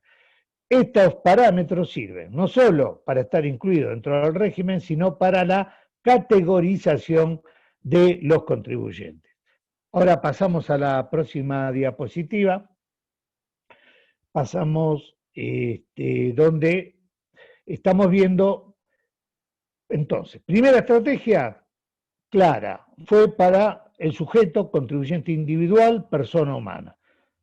Estrategia 2 es el tratamiento específico para las MIPYMES, es decir, las micro, las pequeñas y medianas empresas. Les dije que en el monotributo teníamos 3.200.000 contribuyentes y en este régimen o en este sistema tenemos 860.000 empresas, que obviamente son la mayoría del país, ¿no? En Argentina la micro se categoriza por los ingresos brutos, $460.000 anuales, la pequeña empresa es 3.150.000, después tenemos mediana empresa T1 y mediana empresa T2, la mediana empresa T1 23 millones de facturación anual en dólares, y la mediana empresa T2 hasta 33 millones de dólares. En la próxima imagen vamos a observar las medidas específicas, es decir, las pequeñas y medianas empresas y microempresas no tienen un régimen simplificado como las personas humanas en el monotributo. No, se encuentran dentro del régimen general. Por lo tanto, son empresas dentro del régimen general. Pero, afortunadamente, hasta un momento de la historia tributaria, se les exigía todos los requisitos formales y todo el tratamiento y carga tributaria de una gran empresa, de una multinacional. Ese había sido un error de estrategia tributaria que, gracias a Dios, se fue solucionando y se le fueron adoptando y dictando dentro del régimen general medidas específicas. Por ejemplo, con respecto al impuesto al valor agregado, si en Argentina es declaración mensual, pago mensual para las empresas grandes, y aquí puede ser declaración jurada mensual con pago trimestral. En Argentina rige lo que en Brasil era la contribución provisoria de movimentación financiera, CPMF. En Argentina se llama impuesto a los débitos y créditos en cuentas corrientes bancarias. Este impuesto, que es a las transacciones financieras, débito y crédito, con respecto a las micro y pequeñas empresas, se permite que se acredite el 100% con respecto al impuesto a la renta, a las ganancias. A las medianas empresas se le permite la compensación de este impuesto en un 66% del impuesto a la renta. Las empresas grandes, obviamente, no tienen ningún tipo de compensación. Con respecto también a este sector de contribuyentes, con respecto al retiro efectivo, que está grabado, obviamente, por este impuesto, hay una exención. Con respecto a la contribución a la seguridad social, que es muy importante, ustedes saben que las micro, pequeñas y medianas empresas son las que contratan al 70 al 80% del empleo en cualquier país de América Latina. Por lo tanto, aquí se los beneficia para que se mantenga el empleo, se fomente el empleo formal, se le aplican las contribuciones a la seguridad social, una reducción del 18%. En la República Argentina también cobramos derechos de exportación con respecto a las exportaciones, pero con respecto a las MIPYMES, a este grupo, hay una desgravación de los derechos de exportación en la medida que facturen hasta 50 millones de dólares anuales, y hay una exención que puede ser hasta 300.000 dólares o 600.000 dólares, según sea la facturación que hayan tenido el año anterior. Siguiendo con las medidas específicas, a las microempresas ya, relativo a las microempresas, se las excluyen de retenciones en el impuesto al valor agregado y en el impuesto a la renta, se las excluye en las compras por tarjeta de crédito y débito. Por eso, para redondear el tema y que quede claro la estrategia, que es lo más interesante de esta corta exposición, Argentina tiene una estrategia tributaria basada en dos sistemas. Los sistemas se hacen por sujeto, personas humanas, contribuyentes individuales, régimen simplificado, monotributo, finalidad exclusiva es la formalización y la inclusión social, y luego tenemos las micro, pequeñas y medianas empresas que están dentro del régimen general de tributación, pero tienen medidas específicas. Algunas medidas específicas son para las micro y pequeñas empresas, y algunas otras medidas también alcanzan hacia las medianas empresas. Quiere decir que las medidas tributarias de estímulo y fomento a este colectivo de pequeñas empresas está direccionado específicamente al segmento del cual forman parte. Para cerrar mi exposición, Y quiero explicar que en cualquier sistema tributario, obviamente, más que nada en América Latina o los países africanos como Angola, que nos está escuchando, tenemos que hacer un análisis básico. Tenemos el sector de la informalidad, que es muy grande, hasta de acuerdo al Fondo Monetario Internacional, los países de América Latina en la informalidad han superado ya a los países africanos subsaharianos, es decir, que es un segmento de la población que hay que tener en cuenta para diagramar cualquier estrategia. Luego tenemos los regímenes simplificados como puentes para un régimen general o puentes de plata, con una estrategia que es de simplificación e inclusión social, y luego tenemos el régimen general, en el cual obviamente deben estar las empresas de mayor dimensión. Yo creo que, bueno, he cumplido el objetivo que me había propuesto de simplificar lo que más nada es la estrategia que tiene nuestro país, ¿no? Solo, por último, también mencionar que hay medidas extrafiscales, como en algunos países, en el cual a las pequeñas empresas o contribuyentes individuales monotributistas se le otorgan créditos blandos o créditos a tasa cero como un factor de estímulo a estas unidades económicas de pequeño porte, ¿no? Y con respecto a los planes de pago y las moratorias, que son regímenes de regularización, también en algunos solo entran las pequeñas y medianas empresas, y en los regímenes generales, cuando entran pequeñas y medianas empresas y también contribuyentes generales, se le otorgan un mejor tratamiento con mayores cuotas. Bueno, nada más, y agradezco la oportunidad que me han dado para este webinar. Muito obrigada, Dario. Muito interessante a apresentação. E agora a gente está um pouquinho assim apertado no tempo. Já vou passar em seguida para os colegas da Espanha, não, que vão compartilhar a experiência, né, espanhola em regimes simplificados. Primeiro, esse bloco vai ser compartilhado por dois apresentadores.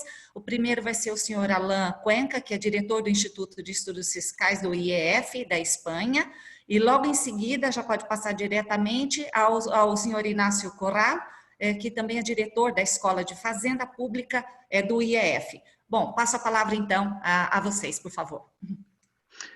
Hola, buenas tardes a todas y a todos.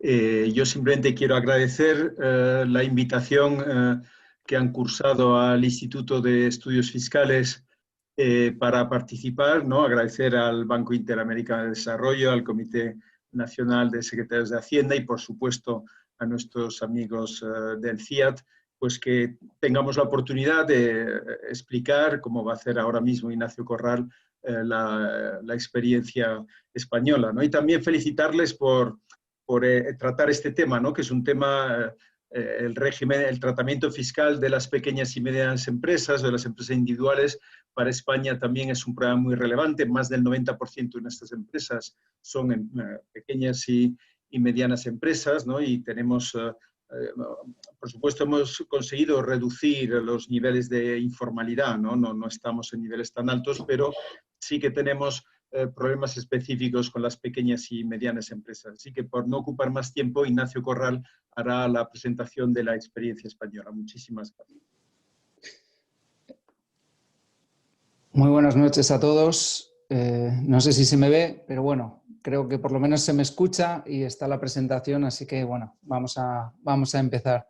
Bueno, lo primero, unirme a los agradecimientos y felicitaciones por el tema elegido, y me gustaría también felicitar a los palestrantes anteriores, porque han conseguido algo que yo creo que es imposible, pero bueno, lo voy a intentar, que es en 10 minutos explicar un régimen simplificado de un país, y han conseguido que todos lo entendamos, con lo cual pues yo no me queda más que felicitarles e intentar imitar lo que han hecho ellos, ¿no? Bueno, en cuanto al régimen español, yo lo que quería, por favor, si me pasan la primera diapositiva, Quería, en principio, y insistiendo en lo que ha dicho Santi Díaz de Serralde al principio, es que cualquier régimen tiene que tener muy claro cuáles son los objetivos fundamentales. Entonces, el primero, en España, cuando se crea el régimen simplificado, que es en el año 92, prácticamente hace 30 años, se decía en la exposición de motivos de la norma que era simplificar las obligaciones de los contribuyentes y, por otra parte, para las administraciones tributarias, facilitar el control de estos contribuyentes. No teníamos ese problema de informalidad y yo entiendo que el régimen está orientado precisamente no a atraer a la formalidad a los contribuyentes, sino más bien a simplificarles la vida, ¿no? A todos, tanto a los contribuyentes como a la administración. Otra cosa importante es que simplemente se va a centrar en los impuestos sobre la renta y el impuesto del valor añadido. Deja fuera la seguridad social y deja fuera otro tipo de impuestos que pudieran existir. La tercera característica que difiere básicamente tanto con el monotributo argentino como con el simples brasileño es que el régimen está integrado en la norma de cada impuesto. Es decir, podríamos decir que tenemos un régimen simplificado dentro de la ley de la renta y un régimen simplificado dentro, o lo veremos un poquito más adelante, dentro de la ley del IVA. Los dos están coordinados, pero no es un régimen autónomo que excluye la tributación de esos impuestos. Es decir, todos los impuestos van a pagar el impuesto, todos los contribuyentes van a pagar el impuesto sobre la renta, unos en régimen general y otros en régimen simplificados, y todos van a pagar en los que les corresponde el IVA, unos en régimen general y otros en régimen simplificado. Es voluntario, por supuesto, y ahora veremos que, como nos ha contado también Darío, que en el caso argentino, el régimen real de simplificación solo afecta a las personas físicas. Por favor, la siguiente diapositiva.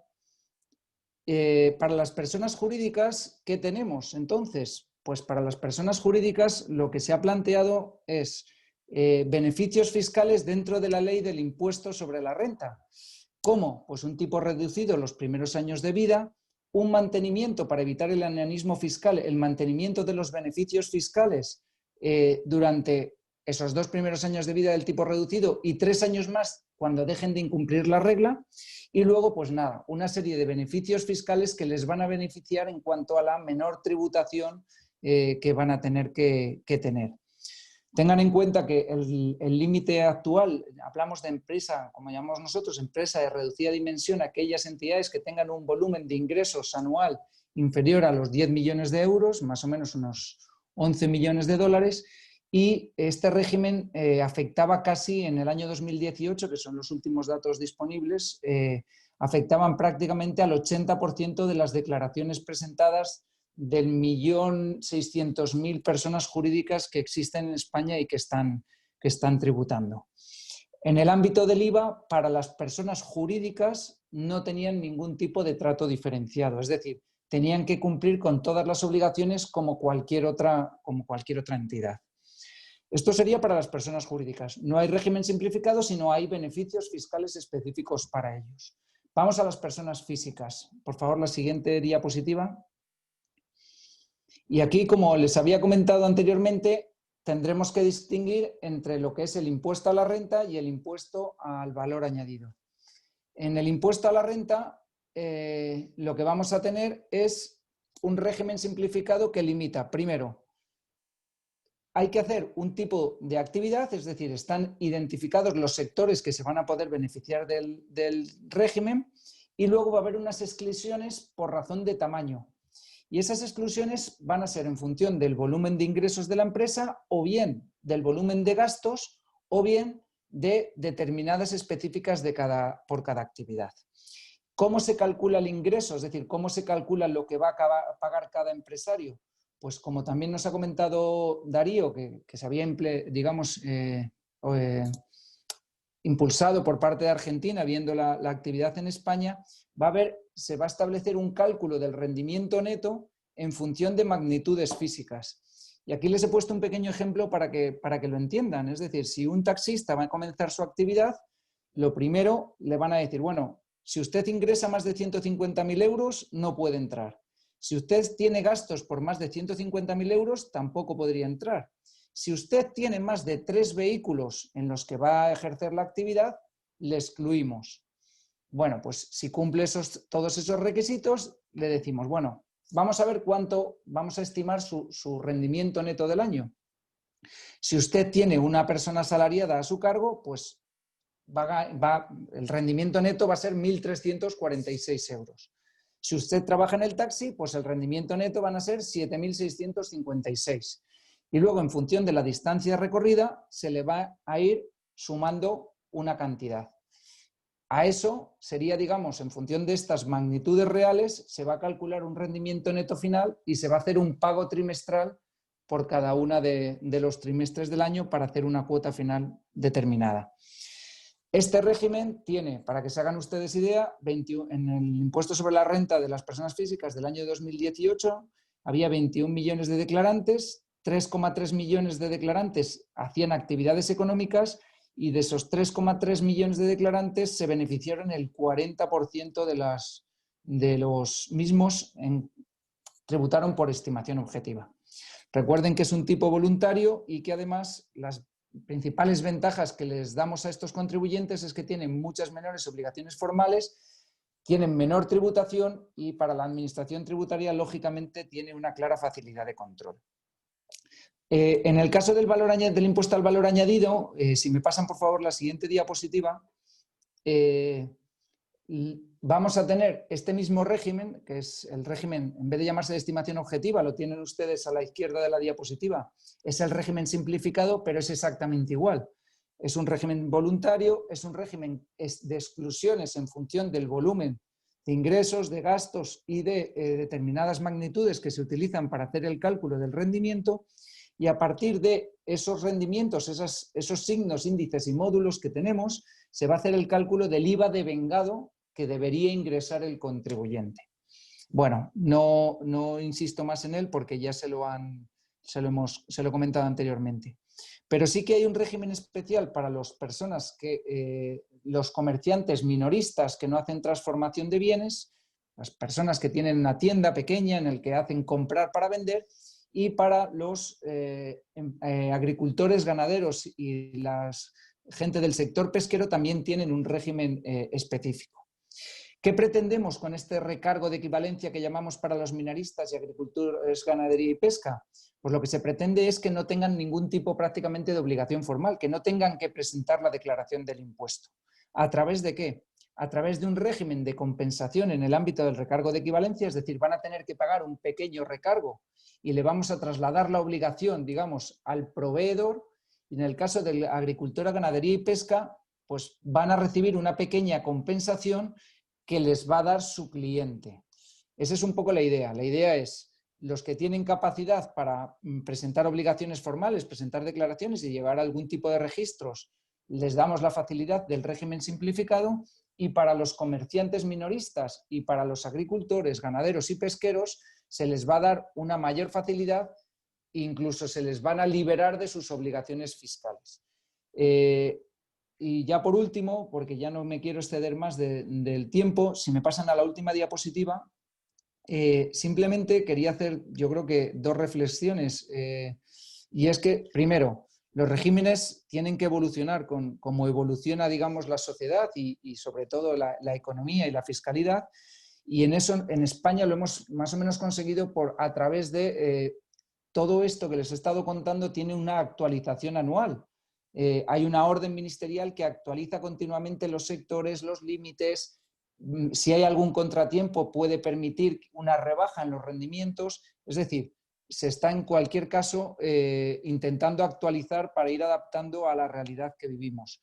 No sin riesgos, por supuesto, riesgos recaudatorios, ya se ha hablado, riesgos de fraude en temas de facturas falsas, etcétera. Y bueno, pues también hay medidas que no me da tiempo a contar, pero para pagos en efectivo, para evitar las facturas falsas, se han planteado una serie de retenciones que se intenta mantener el régimen, pero adaptarlo, digamos, a la realidad social y a la lucha contra el fraude que la Administración Tributaria Española actualmente está planteando. Y por mi parte, nada más. Estoy, por supuesto, abierto a cualquier tipo de consulta o de debate y pues agradecido de que me hayan, por lo menos, dado la oportunidad de contar el régimen español. Muchas gracias. Muchas gracias a ustedes, Ignacio y Alan. muito interessante e creio que conseguiram transmitir, né, o objetivo, né, de fazer esse resumo do regime simplificado na Espanha. Muito obrigada. E agora vamos passar para a experiência dos estados, né? E para contar um pouquinho dessa experiência do estado, a gente vai chamar o senhor Jorge Santoro, não, que é o secretário de Fazenda de Alagoas. Ele esteve conosco no início, né, na abertura do evento, e queria começar para poder explicar um pouquinho, né, como funciona nos estados. Para esse bloco também estava previsto o senhor André Clemente, que é secretário de Economia do Distrito Federal, mas que não pôde participar em vista de uma questão urgente que surgiu no trabalho. Então, passo a palavra já diretamente ao senhor Jorge Santoro. Boa tarde a todos. É satisfação estar aqui, Mônica, e todos vocês nesse evento. Objetivamente, a gente visualiza o nosso sistemática do Simples Nacional de uma forma bem pragmática. Ela conseguiu, na minha visão, um processo de integração federativa que até então a gente não tinha no Brasil. Então, através do Simples Nacional, a gente conseguiu, com mecanismos de integração da Fazenda Municipal, Estadual e Federal. Por si só, isso já seria um grande mérito pela sistemática do Simples. Mas, além disso, ela conseguiu melhorar e muito e criou um processo de formalização dos negócios. O Brasil tem um segmento informal, uma economia informal muito significativa na sua economia, no seu PIB.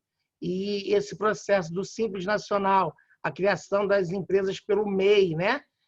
Isso ajudou demais a formalização desses negócios e, aliado a um processo de digitalização, né? Através da nota fiscal eletrônica e da nota fiscal do consumidor eletrônica, esses negócios até então não apareciam nas nossas contabilidades fiscais e do PIB do Brasil, começam a aparecer, e aí, como foi na apresentação do Frederico, da Receita, a gente vê o número de empresas crescer sistematicamente no Brasil, se estabilizou um pouco, como ele mostrou, em relação às micro e pequenas empresas, mas as MEIs vêm crescendo, e são essas MEIs que estão aí principalmente nessa economia informal, né?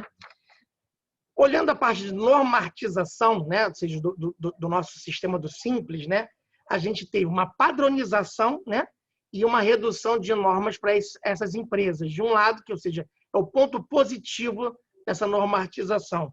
Mas, do ponto de vista negativo, a gente tem um regramento, né, paralelo, né, que é a sistemática do ICMS, que é o tributo dos estados. Ou seja, a empresa do Simples, ela não se livrou de ter que observar um regramento da legislação do ICMS, que é o tributo estadual. Ou seja, ela tem uma tributação por fora, que é em relação à substituição tributária, e também da forma do antecipado do ICMS. Isso, muitas vezes, acaba gerando para ela um aumento da sua carga tributária. Ela não fica só adstrita a pagar o Simples Nacional. Ela tem que pagar esses adicionais através desse mecanismo do ICMS. A normatização ainda fica muito confusa, apesar de a gente ter uma regra nacional do Simples, a microempresa tem que observar regras estaduais dos 27 estados. Então, por exemplo, se um contribuinte queira adquirir uma mercadoria de um estado e mandar para outro estado, ele vai ter que observar a regra daquele outro estado, se tem antecipado, se não tem antecipado, se tem convênio de substituição tributária, se não tem. Então, acaba gerando uma complicação na prática. Do ponto de vista de administração, a sistemática criada do Comitê Gestor do Simples foi muito positiva, né? A gente conseguiu ter um fórum de discussão federativo bastante bom, né? Isso fez com que a gente conseguisse unificar dispositivos normativos, né? Desse lado foi importante. De outro, esse comitê gestor acabou não tendo uma governança, essa experiência não tem sido positiva na visão dos estados, porque os estados têm 2 assentos nesse comitê, os municípios têm 1 e o governo federal tem a outra metade, né? Então, a gente tem ali uma composição que não reflete a discussão federativa, e isso acaba gerando alguns atritos, e essa experiência, na visão dos estados, foi bastante negativa. Eu acho que esse é um processo que a gente, na reforma, acaba gerando tributária uma nova discussão em relação a esse ponto. Da parte do lançamento tributário, foi desenvolvido um mecanismo que a gente chama de PG10, né? Bem simples, bem bacana, ele funciona bastante bem, né? Ele facilita essa entrega de declaração, facilita o pagamento, porque ele é unificado o pagamento dos tributos, através de uma única guia. Isso ajuda demais nesse processo. Reduz o custo dessas obrigações acessórias, mas, de outro, né? Essas declarações ainda precisam melhorar a questão eletrônica dela, ou seja, elas precisam ser modernizadas. Eu acho que isso é um processo que a gente vem melhorando a cada ano, e esse ponto é o ponto que eu vejo como negativo em relação ao PG10, ao lançamento tributário. E o que acaba dificultando, o ponto seguinte que eu ia falar, que é a fiscalização, né? A gente tem uma dificuldade em relação ao cruzamento de informações e de montar malhas fiscais eficientes com os contribuintes do Simples Nacional. Consegue se montar, mas é custoso esse procedimento.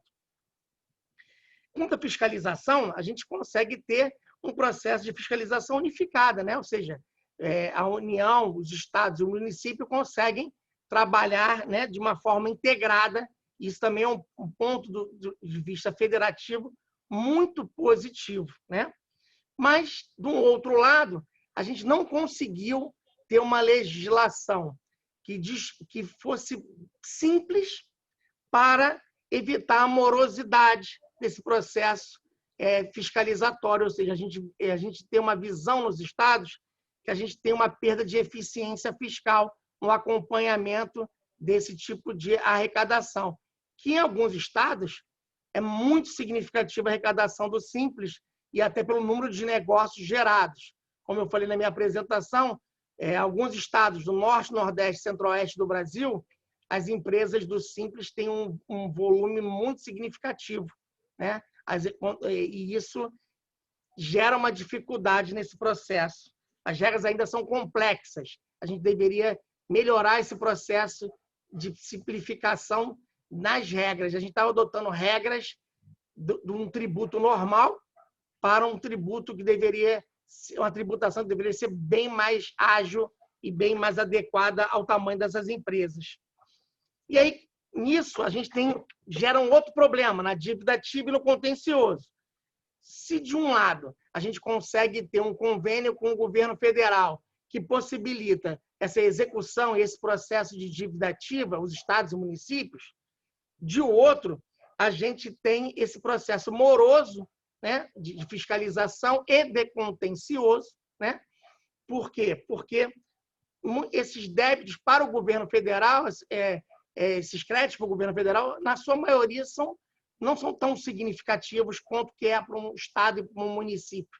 Então, é desproporcional a relevância desses créditos a receber. E isso acaba gerando uma certa dificuldade em usar uma estrutura unificada de contencioso e também de execução fiscal, né? Contrapartida, há um mecanismo muito bom no Simples no Brasil, que é a possibilidade de desenquadrar esse contribuinte do regime. Essa penalidade acaba gerando uma indução melhor, né? Ou seja, a gente tem uma possibilidade, o contribuinte tem muito medo de ser desenquadrado, e isso ajuda muito num processo de cobrança, de fiscalização desse contribuinte. Aí a gente poderia, né, talvez um mecanismo de melhora que a gente precisa, é uma visão crítica que a gente tem em relação à possibilidade desse processo de execução fiscal, de execução de cobrança de débito, ter outros instrumentos, como, por exemplo, a inscrição em cadastro de inadimplentes, né? A gente só consegue fazer isso quando chega na dívida ativa, quando já é muito difícil cobrar esse tributo. A gente não tem um mecanismo de fazer a cobrança antecipadamente, ou seja, constranger esse contribuinte a pagar o tributo. Talvez isso a gente possa melhorar esse processo, né? E eu acredito, né, que esse mecanismo do Simples ele devia ter um processo de migração dessas empresas para um regime normal de tributação. A gente, na nossa norma, não criou esse processo de migrar. E aí acaba gerando o maior problema que eu vejo hoje, do ponto de vista estadual, que a gente acompanha isso. As empresas querem ficar no Simples, principalmente por causa do benefício que ela tem em relação aos tributos federais. Então, ela acaba criando vários subterfúgios para manter o faturamento dela enquadrado nesse Simples, nesse teto que ela tem que cumprir. Não é fácil você desenquadrar, apesar de ter um mecanismo de desenquadramento, não é fácil identificar esse desenquadramento, né? E esse processo de omissão de receitas, né? O mérito desse processo é que a gente conseguiu, como eu falei, a formalização dessas empresas que não estavam no nosso radar, mas a gente precisa ter, talvez, uma rediscussão do tamanho desse teto do que é o faturamento para se enquadrar no regime do Simples Nacional. Mas essa discussão, na reforma tributária, na visão dos estados colocaram o Congresso Nacional, a gente procurou criar um mecanismo indutor dessa saída das empresas do regime do Simples e também de formalização de todas as operações, que é, como eu falei na abertura do evento, a opção de você fazer a tributação dos tributos estaduais e municipais dentro do IVA por fora, ou seja, ela mantém os tributos federais dentro do regime do Simples, que é o mais caro, que é o mais importante para as empresas de menor porte, e ela faz aproveitamento dos créditos tributários por fora do regime, e isso seria uma possibilidade de induzir essas empresas a sair conforme elas fossem crescendo, ganhando tamanho e corpo, ou seja, elas teriam condições e envergadura de ter um processo de apuração normal do imposto. Eu acho que isso é um processo bastante importante. Fiquei muito satisfeito em ver a apresentação dos outros colegas todos em relação às experiências dos outros países e acredito que o Brasil avançou muito nesse processo do Simples Nacional, mas eu acredito que a gente tem ainda vários mecanismos, como eu abordei, para aperfeiçoar essa sistemática de tributação. Queria agradecer a oportunidade que o BID deu para a gente apresentar. Tentei fazer uma apresentação bem concisa para a gente poder dar seguimento ao evento. Muito obrigado. Muito obrigada, secretário Jorge. É sempre um prazer recebê-lo e escutar as suas palavras, né, com relação à tributação. Dentro da nossa agenda, nós tínhamos um espaço agora para perguntas. Nós já estamos 10 minutos, não é passado, quase 20 minutos já passados do tempo. Nós estamos com uma audiência, né, média de 450 pessoas, né, chegamos até 480, então as pessoas estão interessadas mesmo, né, em saber, e muita gente fazendo perguntas, né, e perguntas por escrito nesse perguntas e respostas. Então, o que a gente vai sugerir é passar a parte das perguntas agora, porque isso sempre demora, né, um pouco mais, para responder, e as perguntas vão ser respondidas, vão estar disponíveis no site do evento, né? A comissão de organização já me passou isso, e também vai ver a parte da gravação, se é possível também deixar disponível no site do evento. Com relação às apresentações, nós vamos consultar os palestrantes, né? Se não há problema, também colocamos à disposição também no site do evento, para que as pessoas possam depois ter isso, né, guardado, porque a discussão está muito interessante e também as apresentações todas que foram feitas. Então, sem mais delongas, vou passar para a parte do encerramento, porque também é importante, né, e temos, assim, algumas pessoas, né, que vão falar agora, as autoridades e que estão acompanhando desde o início e que vão agregar nesse processo de discussão do regime simplificado. O nosso primeiro convidado, né, para fazer o encerramento é o senhor Emílio Pineda, chefe da divisão fiscal do Banco Interamericano de Desenvolvimento, né, e meu chefe, né? Então, Emílio, pode começar, por favor? Muchas gracias, Mónica. Muchas gracias a todos ustedes, y yo quisiera comenzar con un sincero agradecimiento en nombre de la División de Gestión Fiscal y del Banco Interamericano de Desarrollo a todos ustedes, a los más de 450 personas que han participado en este evento, que ha buscado presentar experiencias internacionales del tipo de tributación volcada al pequeño contribuyente. Pero quisiera hacer un par de agradecimientos muy particulares. En primer lugar, quisiera dar un agradecimiento muy especial a todos los panelistas que participaron en este seminario, donde nos compartieron su conocimiento profundo del tema y experiencias bien relevantes para Brasil y para toda la región.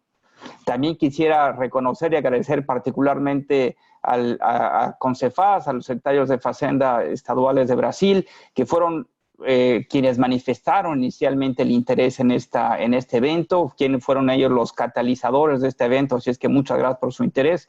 Y por supuesto a nuestros colegas y socios del CIAT, con quienes somos coorganizadores de este webinar y con quien además colaboramos en múltiples publicaciones y en un trabajo constante de fortalecimiento de las administraciones tributarias en la región. Y finalmente agradezco al equipo de FMM y de la representación de Brasil por la organización de este evento, particularmente obviamente al representante Morgan Doyle y a mis colegas María Cristina McDowell y Mónica Caligiuri por una, creo, muy exitosa organización. Y no quiero ser muy largo, pero como quisiera hacer algunas reflexiones. Como se discutió a lo largo de las presentaciones, existe una necesidad bien importante de repensar los regímenes simplificados en la región con el fin de que ellos incentiven realmente el cumplimiento y las obligaciones tributarias, además de la formalización. Y por lo tanto, yo me llevo tres reflexiones fundamentalmente a partir de las presentaciones. Primero, como bien señaló Santiago en su primera presentación, los regímenes simplificados pueden tener un par de objetivos que no necesariamente son complementarios. Por un lado, se podría pensar que el objetivo de un régimen simplificado es recaudar, mientras que por otro lado se podría pensar que el objetivo es la formalización. En la experiencia internacional, como ha quedado claro en las distintas presentaciones, creo que es contundente en que los regímenes simplificados no son buenos para recaudar, en ninguna parte se recauda de forma significativa y por el contrario tienen un potencial bien significativo para incorporar a un creciente número de contribuyentes a la formalidad y mantener cadenas de comprobación fiscal en las distintas etapas. No obstante, esto puede venir con un costo significativo que son incentivos a lo que llamamos enanismo fiscal, incentivos para que las empresas o contribuyentes con el objetivo de mantener los beneficios del régimen simplificado no crezcan, se mantengan con niveles bajos o inclusive hagan modificaciones fiscales que permitan que estén ahí, lo cual obviamente distorsiona los incentivos para el crecimiento económico y es algo que no es deseable y es algo que tenemos que mitigar de la mejor forma posible. Y acá creo que la experiencia tanto de México como la que se mencionó de España nos da importantes ideas de cuáles son instrumentos que podemos utilizar para mitigar este riesgo de enanismo fiscal. Por un lado, es una idea muy importante que estos regímenes tengan algún elemento de transitoriedad, que no sean visualizados como un régimen permanente para que se busque incentivar la transición hacia el régimen general y al régimen superior. Y la última reflexión que quisiera hacer es una reflexión más estructural, pero que también fue mencionada en varias de las presentaciones, y es que la razón de fondo por la cual se vuelven necesarios estos regímenes simplificados es porque pagar impuestos es difícil, es costoso, hay altos costos administrativos. Y como un objetivo de mediano plazo, todas las administraciones tributarias de la región debemos buscar aprovechar la revolución digital para continuar reduciendo estos costos administrativos y así reducir los desincentivos y los riesgos de esta coordinación de distintos regímenes. Y creo que acá un muy buen ejemplo es el gran éxito que han tenido los estados brasileños con el apoyo de Profisco, implementando la modernización de su gestión fiscal, particularmente con la incorporación de la factura electrónica, que no solo ha permitido mejoras en la recaudación, sino al ofrecer significativa facilitación fiscal, también ha fomentado la formalización. Así es que creo que es un muy buen ejemplo de cuál es el objetivo en este tercer punto que mencionaba. Así es que concluyo reiterándoles nuestro más sincero agradecimiento a todos los presentadores y a todos los participantes, a los múltiples participantes del día de hoy por presentaciones súper interesantes, por una experiencia muy valiosa, y reiterarles que desde el BID siempre estaremos encantados de acompañarlos en todas las reformas que lleven hacia la modernización de su gestión y de ser socios estratégicos en este proceso a mediano plazo. Muchas gracias.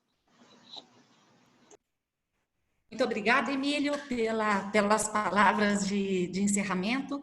E gostaria de passar agora ao senhor Márcio Verde, que é o secretário executivo do CIAT. E antes de passar a palavra, Márcia, só um minutinho, eu quero fazer um agradecimento especial ao Raul Zambrano, do CIAT. Não, sem o apoio, né, do Raul Zambrano, né, para poder realizar esse seminário, né, esse webinar, não teria sido possível. Então, aqui de pronto, fazer esse agradecimento e já passa a você, Márcio. Muito obrigado, querida Mônica. E o Raul, que se diga, hoje ele tirou um dia de férias, mas está acompanhando o evento desde o início. Sei que ele vai ter que ter uma compensação nessas férias. Bom, primeiro eu queria também agradecer, mas para ganhar tempo, eu farei minha todos os agradecimentos que o Emílio nos apresentou, a todos os oradores. Uma alegria escutar o amigo Dário, o Eugênio, o Alain, o Inácio, e especialmente o nosso secretário Jorge Santoro, aos estudiosos, a esse público maravilhoso que nos acompanha. Muito bom ver Alagoas no ranking dos estados do Tesouro Brasileiro, classificado lá no top como os estados com uma boa gestão fiscal. Isso é fruto de muito trabalho e merece o nosso reconhecimento. A vocês do BID, o nosso eterno agradecimento. Eu sempre digo, Emílio, que o que o BID tem feito no Brasil com o Profisco é único. Há muitos anos eu repito, tenho certeza que a Cristina lembra, que eu digo que o Profisco é como a maré, la marea. La marea porque sube todas as embarcações juntas, não? Então, ajuda a todos os estados, pobres, pequenos. Então, merece o nosso aplauso pelo trabalho do BID em toda a região, mas especialmente no caso do Profisco do Brasil. Eu queria ser muito breve. Primeiro, comentar que a Covid, veja, a situação que ela nos impôs, nunca estivemos tão longe e tão próximos, né? Ontem estávamos no evento do ENCAT, há pouco, um dia pela manhã também no evento do CIAT. Estamos nos reunindo, isso é muito interessante.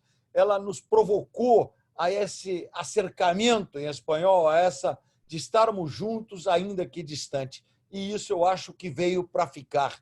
Ainda esperamos retomar um pouco de uma vida do que chamávamos a normalidade, mas esses encontros que temos agora, uma experiência que adquirimos, eu acho que eles conquistaram e mostraram que nós usávamos pouco esse recurso de reunir-nos à distância. Acho que isso foi uma grande ajuda que essa crise, sempre dizemos que as crises são oportunidades, a Covid nos deu essa oportunidade.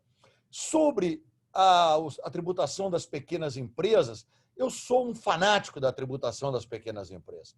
Eu acho que, se somarmos, eu poderia falar 1 hora de problemas, mas certamente seria 1 hora e 1 minuto de vantagem, porque o saldo é favorável. Nós temos que, pelo princípio da generalidade, tratar todos, mas equidade, tratar diferentes os que são diferenciados.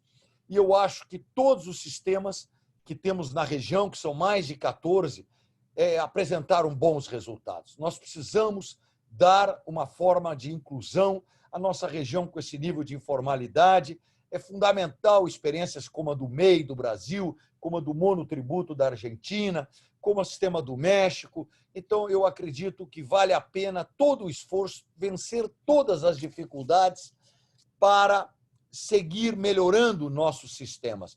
O único comentário que eu deixo não é meu, é dos teóricos.